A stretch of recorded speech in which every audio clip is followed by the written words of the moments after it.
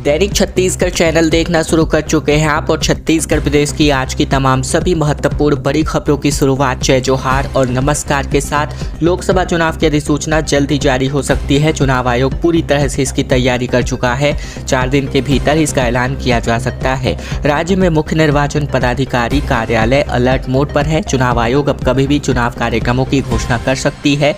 केंद्रीय चुनाव आयोग ने चुनाव आयुक्तों के 2 रिक्त पदों पर नियुक्ति कर दी है। वहीं इसी के साथ ही चुनाव कार्यक्रम जल्दी किए जाने की संभावना बढ़ चुकी है। उम्मीद की जा रही है कि रविवार या सोमवार तक लोकसभा चुनाव की अधिसूचना जारी हो जाएगी। बताते चले कि बीते 15 से 20 सालों में यह पहली बार चुनाव कार्यक्रम जारी करने में इतनी देरी हुई है। 2019 में 10 मार्च को आयोग ने चुनाव की घोषणा कर दी थी, जबकि 2014 में 5 मार्च को, 2009 में 2 मार्च को और 2004 में 29 फरवरी को ही चुनाव की घोषणा कर दी गई थी। इस लिहाज से इस बार चुनाव कार्यक्रम में जारी करने में ज्यादा देरी कर दी गई है। स्कूल में खसरे का खतरा बढ़ता दिखाई दे रहा है, जहां 14 बच्चे एक साथ संक्रमित पाए गए हैं। स्वास्थ्य विभाग में हड़कंप की स्थिति है। स्कूलों में इसको लेकर अलर्ट भी जारी है। बिलासपुर जिले के स्कूलों की बात करें तो खसरे का खतरा बढ़ता दिखाई दे रहा है। खसरे से तकरीबन 14 बच्चे संक्रमित पाए गए हैं, जिससे स्वास्थ्य विभाग में हड़कंप मचा हुआ है। ये मामला बिलासपुर के शासकीय प्राथमिक मुरुम खदान खमतरई स्कूल का है। खसरा फैलने की सूचना पर स्वास्थ्य विभाग और WHO के सदस्य मौके पर पहुंचे। ये सभी बच्चे खांसी, नाक बहना, आंखों में जलन, गले में खराश, बुखार और त्वचा पर लाल चकत्ते से ग्रसित पाए गए। बच्चों का सैंपल लेकर जांच के लिए जबलपुर भेजा गया है। इसी के साथ ही जिले के सभी स्कूलों में अलर्ट भी जारी किया जा चुका है।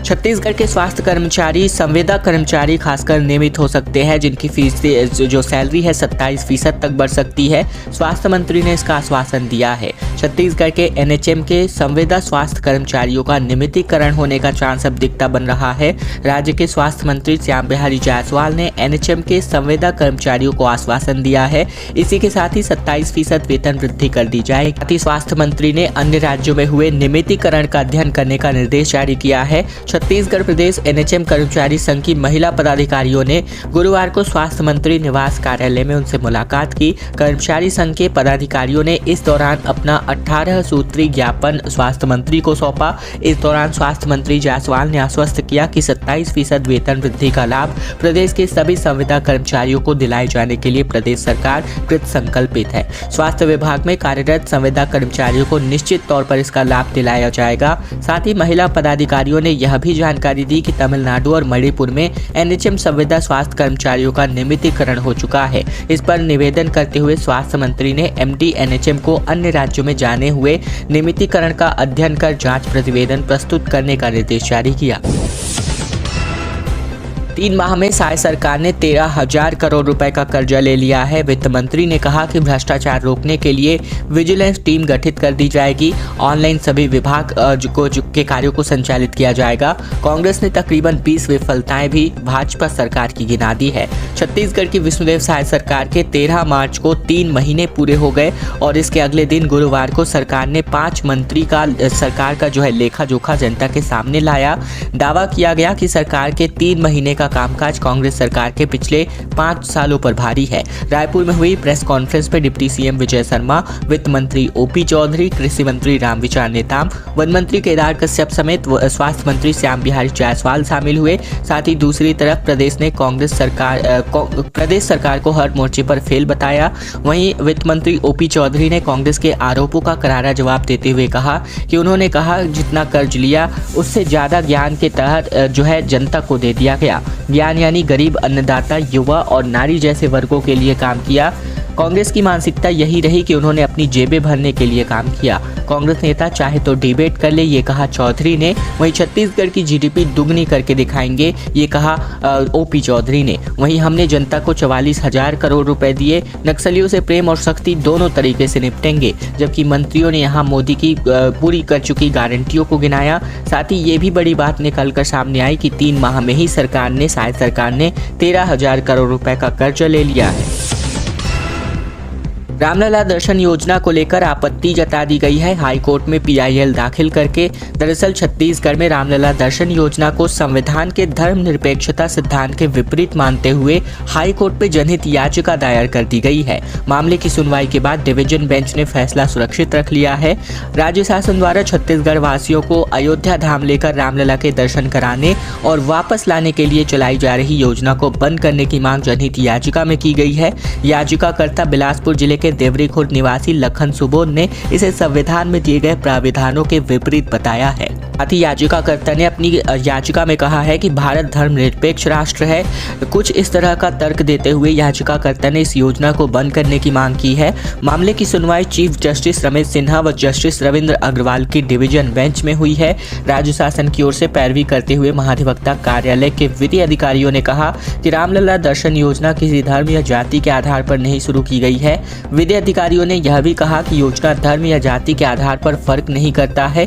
यह प्रदेशवासियों के लिए है। प्रदेशवासियों का मतलब सभी के लिए है। प्रदेश में रहने वाले उन गरीबों के लिए यह योजना लाभदायक है जो आर्थिक रूप से कमजोर हैं और जा नहीं पाते हैं।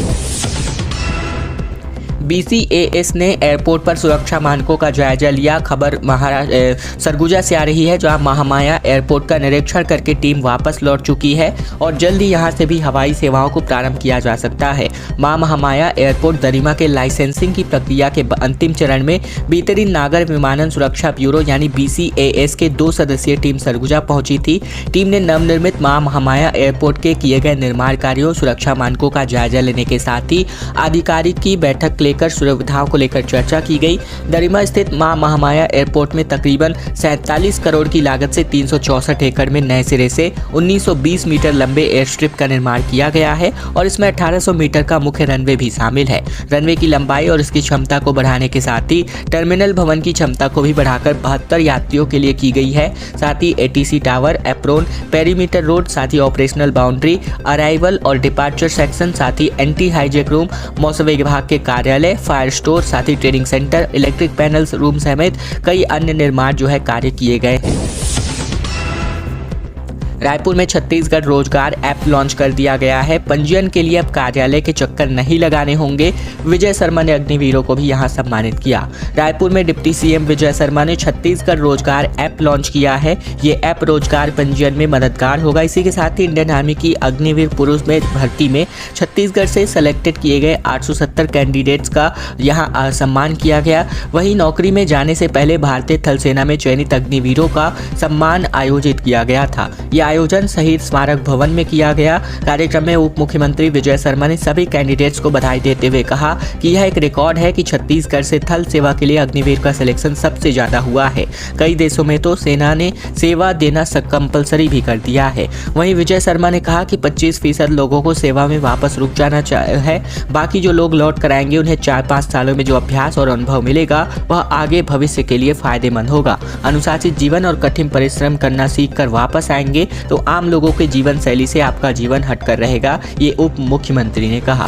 वहीं बात करें तो रोजगार पंजीयन के लिए ऐप का शुभारंभ किया गया। दरअसल रोजगार पोर्टल का शुभारंभ किया गया मोबाइल ऐप के जरिए, जहां शर्मा ने कहा कि इस ऐप के सहयोग से मोबाइल से ही घर बैठे सभी आवेदक रोजगार सहायता एवं पंजीयन के लिए नवीनीकरण की सुविधा प्राप्त होगी। वे अपने सारे डॉक्यूमेंट्स अपलोड कर सकेंगे। साथ ही रोजगार की भी सूचना इसी ऐप के माध्यम से मिलने वाली है। वो बात अलग है कि अभी तक कोई खास कदम छत्तीसगढ़ सरकार बेरोजगार युवाओं के लिए उठाती हुई नहीं दिख रही है। BRTS टेंडर को निरस्त करने की मांग की जा रही है, जहां यातायात महासंघ का आरोप है कि एक कंपनी को फायदा पहुंचाने के लिए कई शर्तें रख दी गई हैं। नया रायपुर के BRTS बस टेंडर को लेकर यातायात महासंघ ने कई सवाल खड़े किए हैं। यातायात महासंघ का आरोप है कि दुर्बांगा कंपनी को फायदा पहुंचाने के लिए पूरी टेंडर की शर्तें उनके अनुसार रख दी गई हैं, जिसके चलते बाकी बस संचालक टेंडर तक नहीं भर सकते। यातायात महासंघ के अध्यक्ष सैयद अनवर अली ने टेंडर निरस्त करने की मांग करते हुए कहा कि जिस दुर्भांगा कंपनी को टेंडर दिया गया है वह कंपनी ने 7 साल पहले भी टेंडर को लेकर बसों का संचालन कर चुकी है। कंपनी ने रायपुर, कोरबा, बिलासपुर, दुर्ग में सिटी बसें चलाने में बैंक गारंटी उसकी सीज हो गई थी, लेकिन फिर भी डिफॉल्ट कंपनी को टेंडर कर दिया गया है। छत्तीसगढ़ यातायात महासंघ ने कहा कि दुर्भांगा कंपनी पहले से ही डिफॉल्टर है, बैंक गारंटी सीज हो गई है, लेकिन कंपनी की ओर से यह बात टेंडर में नहीं बताई गई है। कंपनी की ओर से तथ्यों को छुपाया गया है, उसकी जांच होनी चाहिए और कंपनी के खिलाफ एफआईआर दर्ज होनी चाहिए। सूरजपुर में 200 जोड़े परिणय सूत्र में बन गए। सामूहिक विवाह कार्यक्रम में मंत्री और अतिथियों ने इनको आशीर्वाद दिया। सूरजपुर के गायत्री मंदिर परिसर में मुख्यमंत्री कन्या विवाह योजना अंतर्गत सामूहिक विवाह कार्यक्रम में 200 जोड़े परिणय सूत्र में बन गए। महिला एवं बाल विकास मंत्री लक्ष्मी राजवाड़े, विधायक भूलन सिंह मरावी, सांसद प्रत्याशी चिंतामणि महाराज ने नव दंपतियों का आशीर्वाद दिया, उन्हें गिफ्ट भी भेंट किए। मंत्री लक्ष्मी राजवाड़े ने कहा कि हमारा सौभाग्य है कि आज गायत्री मंदिर सूरजपुर के परिसर में 200 जोड़ों का सामूहिक विवाह मुख्यमंत्री कन्या विवाह योजना अंतर्गत संपन्न हुआ। सामूहिक विवाह में वर वधुओं को उनके परिजनों के अलावा भी और भी अधिक लोगों के समाज का आशीर्वाद मिलता है। मुख्यमंत्री विष्णुदेव साय ने जसपुर जिले को 3 एम्बुलेंस की सौगात अर्पण की। दरअसल जिले में लगातार स्वास्थ्य सुविधाओं का विस्तार किया जा रहा है। इसी कड़ी में मुख्यमंत्री विष्णुदेव साय ने जिले को 3 और एम्बुलेंस की बड़ी सौगात दी। यह एम्बुलेंस जिले के दूरस्थ इलाके महादेवडांड, तपकरा एवं नारायणपुर में अपनी सेवा देने वाली है। गौरतलब है कि जिले में 19 संजीवनी वाहन मरीजों को अस्पताल पहुंचाने के लिए उपलब्ध हो जाएगी।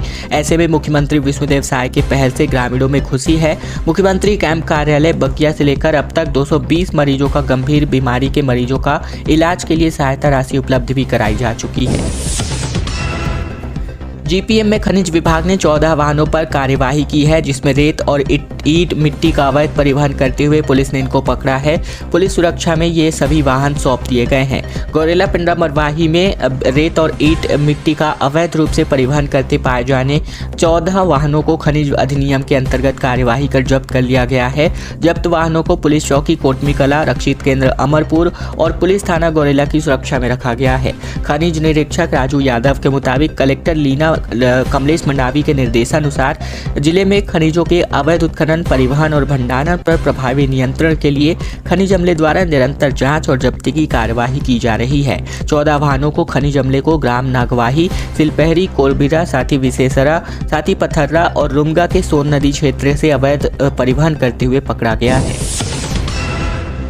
छत्तीसगढ़ खेल अलंकरण समारोह 2024 एक बार फिर आयोजित किया गया। 5 साल बाद ये सम्मान पाकर के पदक विजेता खिलाड़ियों के चेहरे दमक उठे। दरअसल राष्ट्रीय और अंतर्राष्ट्रीय खेल प्रतियोगिताओं में पदक जीतकर छत्तीसगढ़ को गौरवान्वित करने वाले खिलाड़ियों के चेहरे बीते दिन खुशी से खिल उठे, क्योंकि उन्हें 5 साल बाद अपनी मेहनत और त्याग का फल मिला। 14 मार्च को आयोजित खेल अलंकरण समारोह में प्रदेश के 133 पदक विजेता खिलाड़ियों को मुख्यमंत्री विष्णुदेव साय के नकद राशि और अलंकरण राशि से सम्मानित किया गया। इस आयोजन में 2 वर्षों 2019-20, 2020-21 के पदक जीतने वाले खिलाड़ियों को सम्मानित किया गया। वहीं राज्य और राष्ट्रीय स्तर पर पदक विजेता 411 खिलाड़ियों को प्रोत्साहन राशि भी प्रदान कर दी गई। साथ ही खेलो इंडिया वर्ष 2024 में पदक जीतने वाले खिलाड़ियों को भी नगद राशि के तौर पर सम्मानित किया गया। कई पैरा खिलाड़ियों का भी सम्मान किया गया, जिसमें पदक विजेताओं, प्रशिक्षक और खेल विभूतियों के बीच कुल 1 करोड़ 41 लाख रुपए की नकद राशि वितरित की गई। लोकसभा चुनाव से पहले एक्शन मोड में आबकारी विभाग होता नजर आ रहा है। रायपुर में 153 लीटर अंग्रेजी शराब की जब्ती की गई, जबकि 9 आरोपियों को गिरफ्तार करके जेल भी भेजा गया।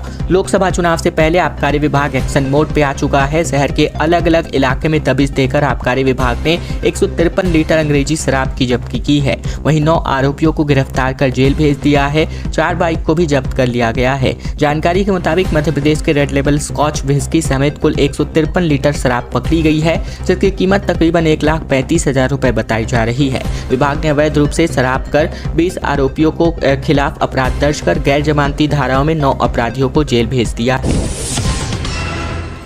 भाजपा नेताओं पर दर्ज सभी मामले वापस होंगे, गृह मंत्री ने इसकी जानकारी मांगी।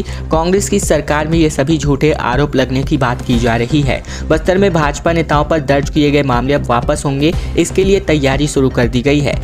हाल ही में बस्तर दौरे पर पहुंचे गृह मंत्री विजय शर्मा से भाजपा जिलाध्यक्ष रूप सिंह मंडावी से मुलाकात के दौरान भाजपा नेताओं पर पिछले कांग्रेस सरकार के कार्यकाल में विरोध प्रदर्शन समेत अन्य राजनीतिक कार्यक्रमों के दौरान हुए मामलों पर दर्ज किए गए मामलों की वापस लेने की मांग की थी। इस पर सुनकर उन्होंने सहमति जता दी, जिसके बाद से इस मामले में तेजी से जो है तूल पकड़ लिया है।